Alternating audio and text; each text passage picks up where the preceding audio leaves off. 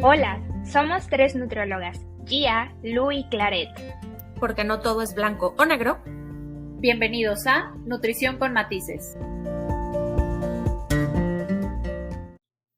Hola a todos, ¿cómo están? Esperamos muy bien.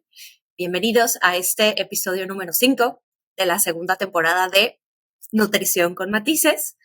Como siempre, iniciamos dándole las gracias por la respuesta que hemos tenido en episodios anteriores y, por supuesto, les seguimos invitando a que nos sigan escuchando a través de Spotify y escucharnos y vernos a través de YouTube y que, por supuesto, nos dejen sus comentarios y sugerencias. Y bueno, creo que este episodio va a estar bastante interesante. Les voy adelantando el título. Tengo diabetes y ahora, ¿qué? Que básicamente es la respuesta a la pregunta, mejor dicho, a la incertidumbre cuando las personas que viven con diabetes reciben su diagnóstico por primera vez y que existe muchísima confusión alrededor de esta temática a pesar de que es una enfermedad crónica con un nivel de prevalencia importante, no solamente en nuestro país, sino a nivel internacional. Y creo que la ironía está ahí, ¿no? Es una enfermedad con una gran prevalencia y que todavía existen muchísimas preguntas para aquellas personas que viven con esta enfermedad y que al final, dentro de toda esa incertidumbre, muchas veces no saben qué hacer. Y bueno, vamos a estar platicando un poquito al respecto a lo largo de estos 30 minutos. Intentaremos, pero bueno, veremos. Lo Chicas, ¿cómo están? lograremos.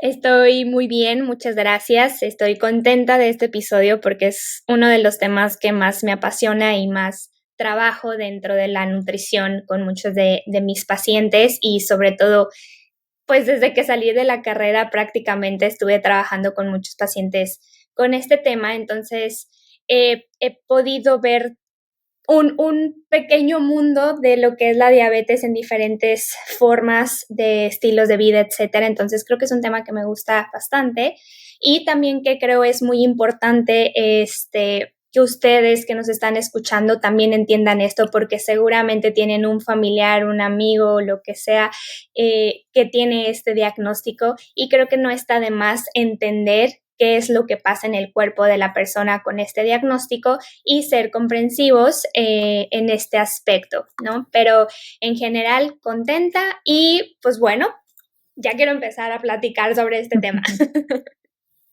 Hola a todos. Yo muy bien. Aquí sigo muriendo de calor, pero todo en orden.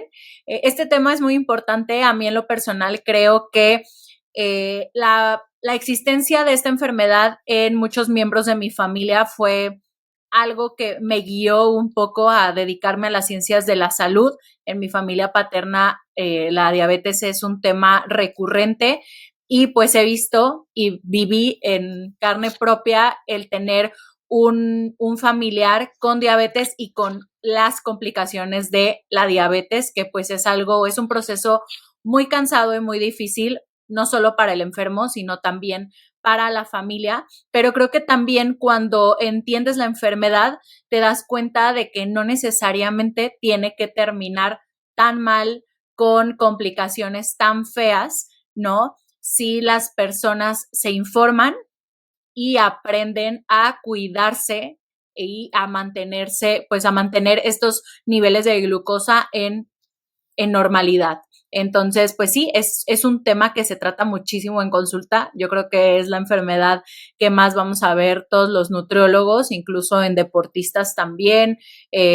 Hablaremos un poco ahí de las diferencias porque hay dos tipos de diabetes, pero bueno, hay más tipos, pero creo que los que ubicamos todos son básicamente dos. Entonces, pues vamos a dar esta información que seguro le servirá a alguien. Si tú no tienes diabetes, seguro podrás mandarle este episodio a alguien que sí la padezca. Y bueno, ¿por qué tomamos la decisión de platicar sobre la diabetes? Precisamente por el impacto que tiene a nivel internacional. Según las estadísticas de la Federación Internacional de Diabetes, se estima que en el 2019, es decir, hace 3 años, había aproximadamente 463 millones de personas en el mundo que viven con diabetes. Esta cifra, también esta misma Federación Internacional de Diabetes, proyecta que para el 2030, es decir, para el 2030, en 7 años más, esta cifra va a aumentar a 578 millones de personas, es decir, cerca de 100 millones de personas más que en el 2019. Y esta federación también proyecta que para el 2045 ese número va a ascender a 700 millones de personas.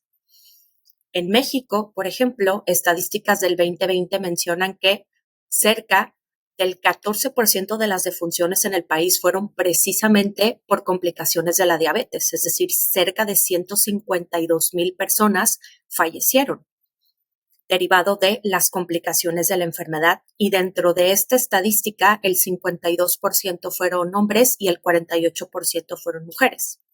Pero aún así, aunque en las estadísticas de defunción pueda haber esta diferencia en los géneros, la prevalencia de diabetes en mujeres es mayor que en hombres. Por lo tanto, considerando este impacto de número de personas que viven con esta enfermedad a nivel nacional y a nivel mundial, tomamos la decisión de platicar un poquito al respecto porque consideramos es un tema de bastante importancia. Y como mencionaba Lu de forma muy acertada, a lo mejor tú no eres una persona que vive con diabetes, pero desafortunadamente todos conocemos a alguien cercano que acaba de ser diagnosticado o que ha vivido o que vive durante muchos años precisamente con este diagnóstico. Y bueno, me gustaría que empezáramos precisamente aclarando qué es la diabetes, qué tipos de diabetes hay, porque, de nuevo, ante la incertidumbre de qué es esto, de qué se trata a partir del diagnóstico, recordemos que la información es poder y conocer precisamente la enfermedad es la primera base del tratamiento para que, en base a eso, tomemos decisiones más acertadas respecto a nuestro estilo de vida. Sí, creo que es un poco impactante, mucho impactante el tener este tipo de estadísticas, porque por lo menos tú llegas a conocer 5, 8 o 10 personas alrededor tuyo que tienen esta enfermedad, y ahora tener estos números de forma internacional y cómo es que se va a incrementar, pues sabemos que existe, sabemos que está y que sí, es bastante la gente que padece de esta enfermedad. Ahora, partiendo de qué es la diabetes como tal, es muy importante sí saber, entender cuál es el proceso de la diabetes, y más si tú tienes diabetes. ¿Por qué? Porque hay mucha gente que le diagnostican diabetes, pero no sabe qué es la diabetes. Muchas veces es de, bueno, pero ¿sabes qué es la diabetes? No, solo me dijeron que tengo diabetes. Entonces, si tú entiendes qué es la diabetes, puedes tener una mejor intervención contigo mismo, con ayuda obviamente del profesional, y es más fácil llevar el camino ya con una diabetes. Entonces, la diabetes como tal se caracteriza como una enfermedad crónica. ¿Qué quiere decir crónica? Que es a largo plazo o puede ser de por vida. Entonces, tanto que es por mucho tiempo o de por vida, quiere decir que el tratamiento también es en ese plazo. No se puede dejar, porque las complicaciones de una enfermedad crónica son cada vez más graves, y entonces sí, es cuando hay muchísimo más riesgo, no solo de una cosa, sino de múltiples cosas en tu cuerpo. Y como tal, esta enfermedad lo que afecta es al metabolismo de la glucosa. ¿Por qué la glucosa? Porque interfiere en lo que es la hormona insulina, que es producida por el páncreas, y la glucosa, que por parte lo vamos a obtener de los alimentos, y en parte también está almacenada en lo que es músculos y el hígado. Entonces, aquí hay una afectación. ¿Cuál puede ser? O que el páncreas no libere absolutamente nada de insulina, que es la insulina que va a trabajar con la glucosa, y la otra es que haya una resistencia, un mal funcionamiento de esta insulina que está liberando tu páncreas, el cuerpo no lo está utilizando adecuadamente, y entonces la glucosa se está quedando en niveles sanguíneos. Ya con esto podemos partir el tipo de diabetes. Diabetes tipo 1 quiere decir que el páncreas no produce absolutamente nada de insulina o es totalmente insuficiente la insulina para que trabaje con esta glucosa. Y la diabetes tipo 2 se refiere a esta resistencia, a este mal trabajo de la producción de insulina que sí existe, pero que no se está trabajando adecuadamente, así que no hay función adecuada. Y hay una tercera que sería la diabetes gestacional. Esta se da durante el embarazo, se desarrolla durante el embarazo. Muchas veces se puede controlar al final del embarazo o si no, se continúa y se diagnostica como una diabetes tipo 2. Bueno, creo que es importante mencionar que antes se clasificaban diferente, era como diabetes infantil o así. La diabetes tipo 1 es un tema autoinmune que tú no puedes controlar y normalmente se diagnostica en personas jóvenes, por eso se le asociaba con el tema de diabetes infantil, ¿no?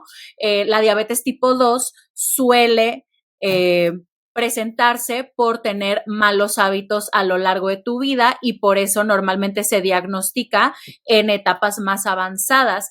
Pero lo que estamos viendo actualmente es que tenemos tan malos hábitos que cada vez la gente más joven está siendo diagnosticada con diabetes tipo 2 por los malos hábitos, ¿no? Por consumir demasiados carbohidratos simples, por la inactividad física y obviamente aquí también hay un factor genético que es importante. De hecho, los hispanos es una broma de muy mal gusto que yo hago en la consulta cuando les pregunto sus antecedentes heredofamiliares, que les digo, bueno, es que claro que vas a tener todos los antecedentes porque los hispanos la tenemos de perder en todo el tema metabólico ya de entrada, ¿no? Entonces, bueno, diabetes es algo que normalmente está presente en los antecedentes de casi todas las personas, al menos en México, y bueno, con estas cifras podemos darnos cuenta que en el mundo, ¿no?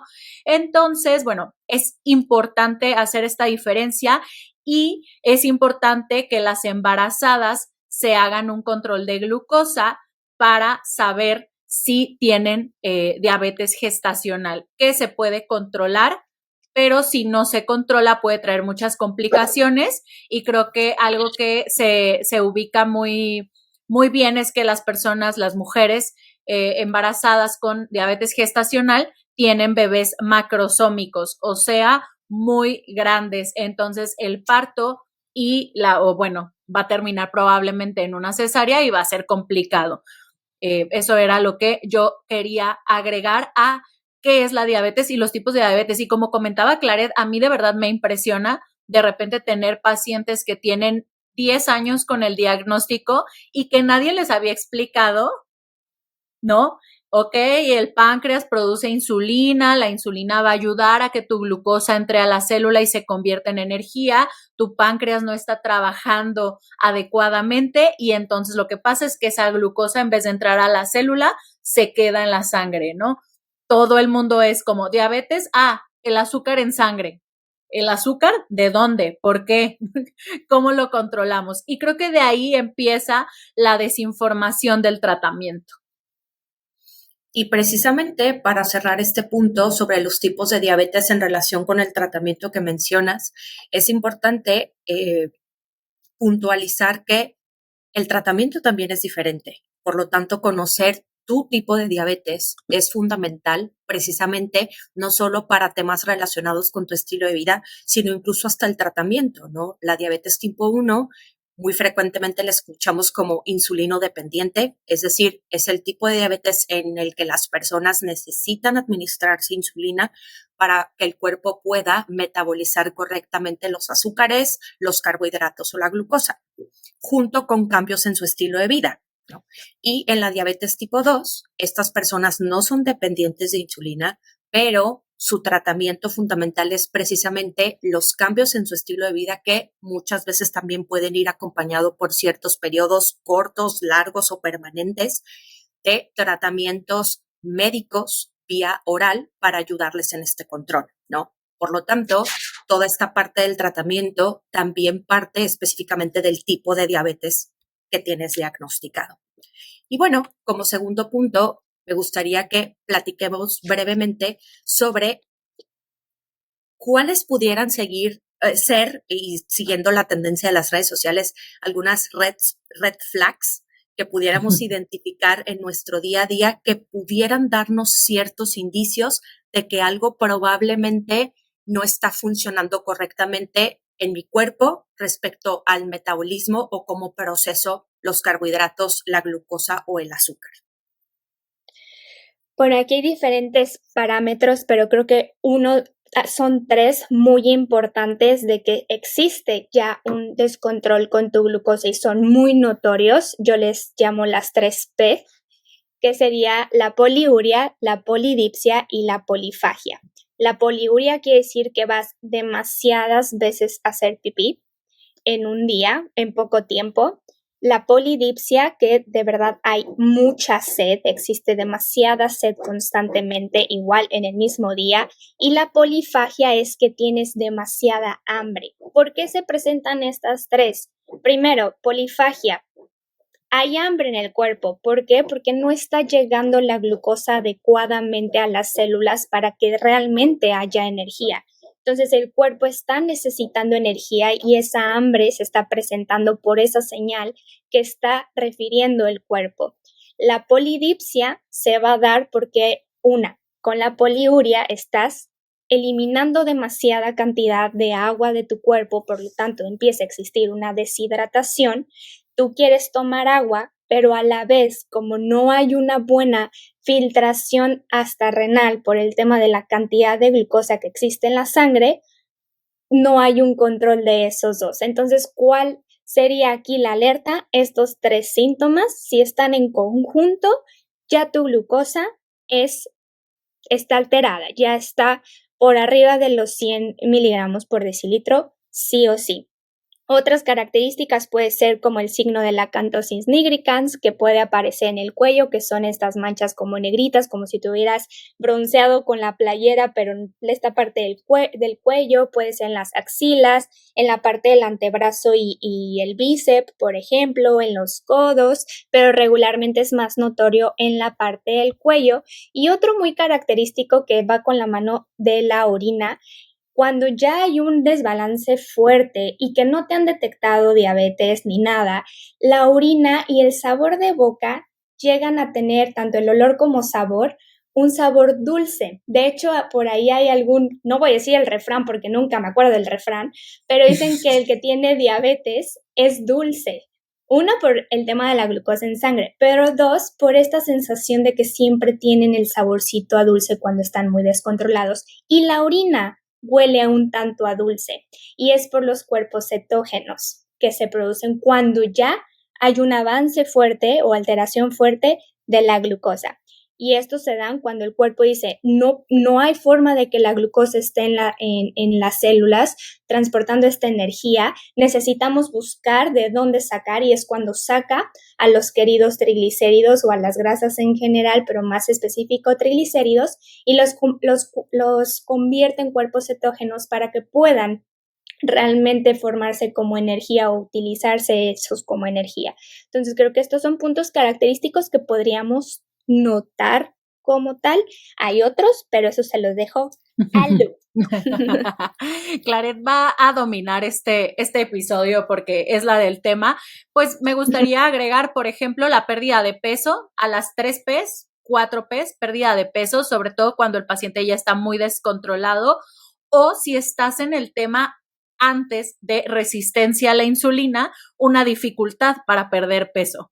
Entonces, si estás en un tratamiento de nutrición ya y no estás perdiendo peso, puede haber ahí un tema que empieza con la glucosa, o si no estás en ningún tratamiento y estás perdiendo peso sin razón aparente, puede ser ya un tema más descontrolado de diabetes. Y lo que comentaba también Claret de la acantosis, que es como esta marca que ubicamos mucho como en el cuello, también puede haber como verruguitas, pero son como muchas verruguitas continuas, también como en los pliegues del cuello. Pues sí, normalmente es el lugar donde se encuentran. Entonces, eso sería, y bueno, pues ya a partir de aquí, creo que sería importante mencionar que es importante que nos hagamos laboratoriales con cierta frecuencia. La gente suele tener mucho miedo, ¿no? Es que si me hago estudios me van a encontrar algo mal. Yo siempre les digo que es mejor saber qué tienes y poderlo controlar a llegar a un tema ya súper descontrolado que no tiene solución. Entonces, si tienes antecedentes heredofamiliares de diabetes o si notas alguno de estos síntomas que acabamos de decir o si no tienes los mejores hábitos y ya pasaste los 30, yo creo que una vez al año sería una maravillosa idea ir a hacerte una química sanguínea y bueno, ahí vienen los niveles de glucosa. En lo personal, según mi experiencia en la consulta, yo le sugeriría también hacerse niveles de insulina, porque muchas veces estamos teniendo glucosas normales con insulinas ya alteradas y es el paso ahí en el que podemos regresarnos y ponerle el freno a esta alteración metabólica. Entonces, háganse una revisión completa y acudan con su médico para que interprete estos análisis, porque luego también nos encantan, ¿no? Sale todo normal y yo he visto, por ejemplo, muchos laboratorios, el tema de los niveles de glucosa se ha ido actualizando en los últimos años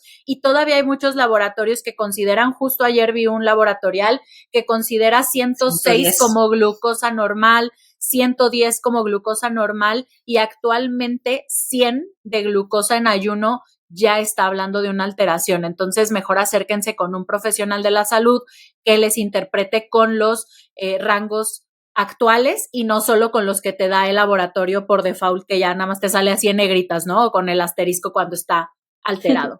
Rojo de ya, valiste. Sí. ¿Y por qué precisamente es importante llevar este control, ¿no? Para cerrar este punto. Como mencionaban ustedes de forma acertada, hay ciertos puntos o signos que puedo identificar que pueden generarme algún antecedente de que algo pudiera no estar funcionando de forma correcta. Pero la importancia precisamente del control de la glucosa en sangre, más allá del diagnóstico en sí, es evitar las complicaciones del diagnóstico. Como mencionaban, el tema de llevar este control a través de laboratorios, a través de cambios en el estilo de vida, con la asesoría de un profesional de la salud, es precisamente que el mantener estables nuestros niveles de glucosa o de azúcar en sangre nos permite precisamente reducir el factor de riesgo a muchas complicaciones que pueden presentarse con un diagnóstico de diabetes. Problemas en los riñones, a nivel de los ojos, a nivel de la transmisión de impulsos nerviosos como la neuropatía diabética y que esto también puede evolucionar a complicaciones más grandes relacionadas con nuestro sistema cardiovascular y cardiopulmonar. Por lo tanto, como mencionamos, y para cerrar este punto, si usted detecta alguno de estos puntos, es importante que vaya a hacerse diferentes tests de laboratorio que realmente son bastante simples, no se necesita una orden médica específica para hacérselos y cuando tenga sus resultados, vaya con su médico de confianza para la interpretación. Recuerden que de nuevo la información es poder y entre más pronto sepamos qué es lo que está sucediendo, más rápido podemos empezar a ejecutar una estrategia de intervención que eso nos ayude, por supuesto, a controlar todo en general.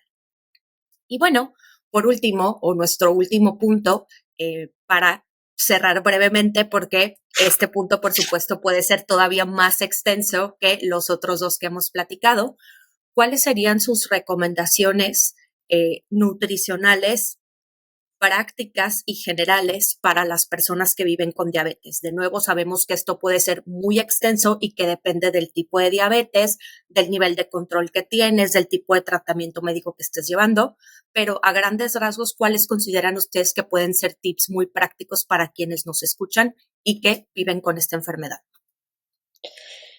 Uno de los tips más sencillos, pero que sí se necesita saber o identificar, es el tema de los hidratos de carbono simples y complejos. Conocer dentro de los grupos de alimento cuáles son hidratos de carbono simples y cuáles complejos para que al momento de estarlos consumiendo, ya sean las preparaciones de tus platillos, siempre haya un balance de estos dos. ¿Por qué? Porque el hidrato de carbono simple es el que va a pasar más rápido en cuestión tiempo al torrente sanguíneo como glucosa y es el que corre el riesgo de que efectivamente tengamos unos picos de glucosa más rápidos. Y si hay un descontrol en tu glucosa, pues no es recomendable. Y el complejo hace lo contrario. Pasa como glucosa, pero en un menor tiempo o tarda más como tal en pasar. Entonces, esa es una recomendación. La otra es definitivamente productos industrializados que contengan azúcar añadida, en este caso diabetes, tratar de no consumir ninguno de ellos. Inclusive pan, por ejemplo, el pan integral,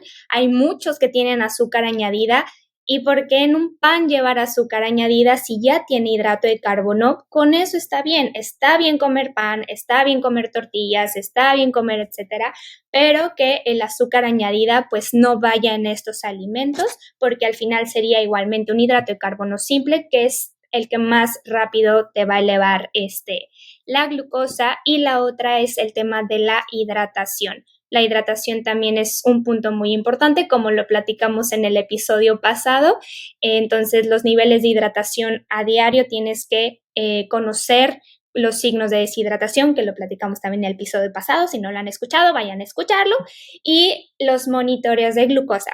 No la de ayunas, la postprandial. La postprandial es una de las más importantes. Si tú ya tienes diabetes y no sabes qué es la postprandial, ojo, porque la postprandial te va a decir qué tanto realmente está trabajando tu cuerpo con el tema de la insulina.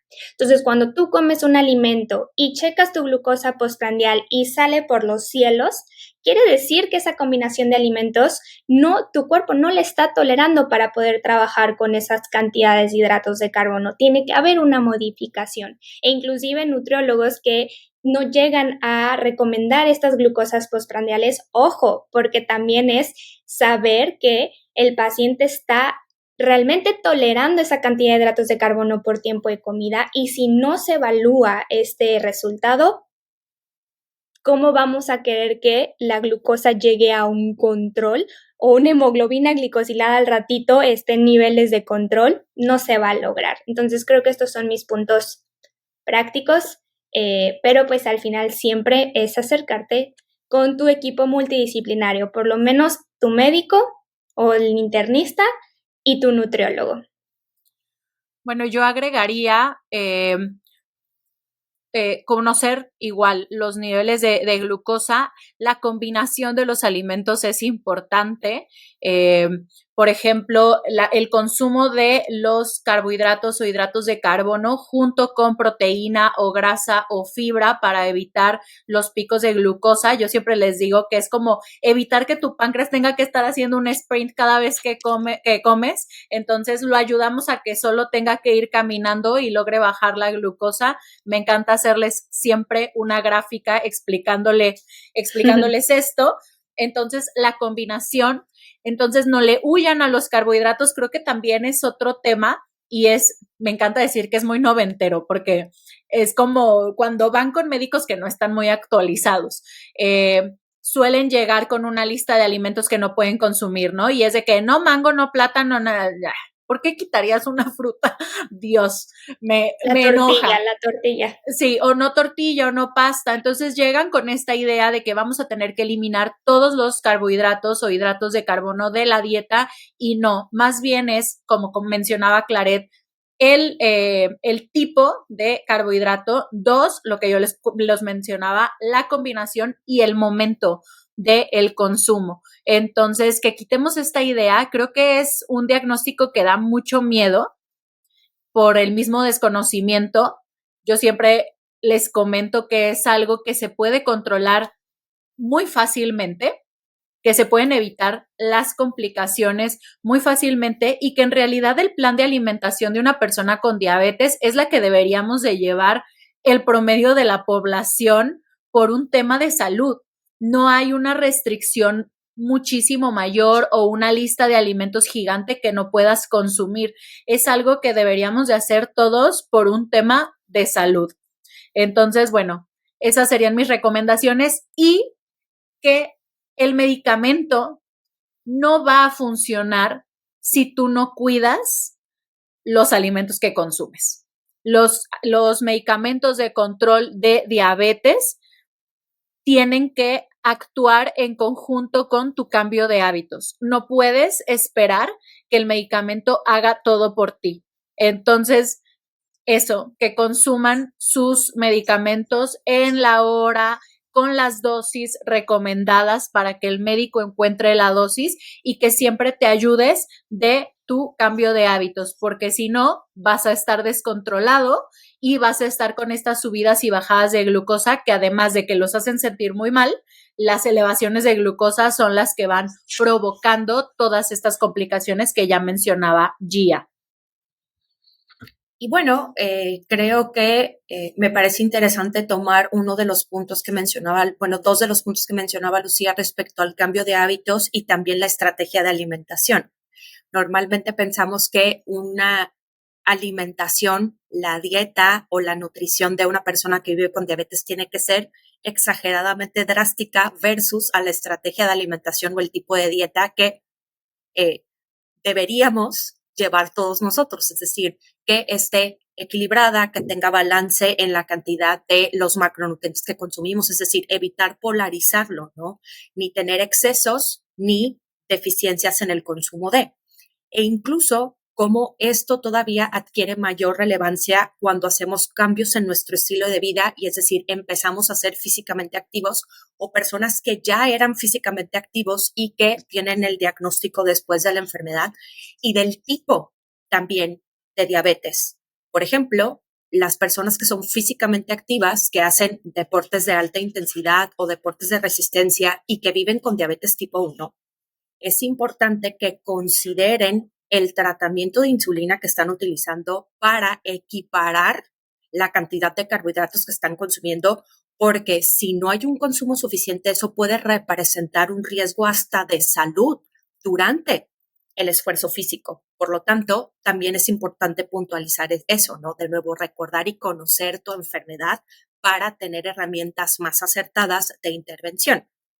Y también, para cerrar, otra recomendación importante en relación con el ejercicio, y esto complementa un poco lo que mencionaba Claret respecto a la evaluación de la glucosa después de comer. ¿Qué sucede, por ejemplo, en las personas que viven con diabetes que no tienen un monitoreo de su glucosa antes de empezar a hacer ejercicio? Porque también es muy importante considerar que cuando nosotros empezamos o la respuesta hormonal del ejercicio también puede implicar que nuestros niveles de glucosa aumenten mucho o disminuyan de forma importante, dependiendo de muchas variables. Y si a esto consideramos que tú, persona que vives con diabetes, llegas ya a tu sesión de entrenamiento con una alteración muy importante de tu glucosa, es importante, por supuesto, considerar que hay niveles en los que incluso se recomienda o incluir un snack con hidratos de carbono antes de empezar o de plano no hacer ejercicio, estabilizar tus niveles de glucosa y después entonces considerar hacerlo. Todo esto, de nuevo, es parte fundamental de conocer la enfermedad en sí. Quiero agregar algo rápido ahí con lo que dijo Gia. Para los que hacen ejercicio es muy importante que si su glucosa, el rango permitido para hacer ejercicio con diabetes es que la glucosa esté por debajo de los 250. Si ya está por arriba de los 250 antes de iniciar tu entrenamiento, el hecho de empezar a hacer ejercicio y no estar recibiendo glucosa a tu cuerpo como tal o las células, es riesgoso a que entres en un estado de cetosis. Y este tema de cetosis es de verdad riesgoso de irte al hospital. Y el otro lado sería si estás utilizando insulina o hipoglucemiantes y tu glucosa está abajo de 70, tampoco es viable hacer ejercicio porque pácatelas, te vas a desmayar y ahí te vas a quedar. Entonces son los dos. 70 es muy bajo, no hacer ejercicio. 250 es muy alto, no hacer ejercicio porque corres el riesgo de cetosis. Cetosis. Cetoacidosis, pues. Muy bien. ¿Les gustaría hacer un comentario final para cerrar? Yo ya, terminé. Fantástico. Pues no, sí, gracias. Okay, no, Claret va a seguir aquí 4 horas, ¿eh? Muy bien. Gracias. Bueno, muchísimas gracias a todos por escucharnos. siempre nos apoyan mucho compartiendo la información y comentando. Y bueno, esperamos, por supuesto, como siempre, esta información sea de utilidad y también, como siempre, les invitamos a que consulten con su profesional de la salud, sobre todo en temas ya con diagnósticos clínicos como esto, porque bueno, si bien lo que nosotros platicamos fue una ligera embarrada de todo lo que implica el estilo de vida para una persona que vive con diabetes, son puntos que consideramos como claves o fundamentales para sobre eso empezar a construir herramientas de intervención más efectivas que también, como mencionaba Claret, se vuelvan permanentes en nuestro estilo de vida. Pero también, como mencionaba Lucía, un cambio en nuestro estilo de vida hacia factores de salud debe ser permanente para todos, no solamente para las personas que viven con un diagnóstico clínico. Así que muchísimas gracias y nos vemos la próxima semana. Bye. A mejorar nuestros hábitos.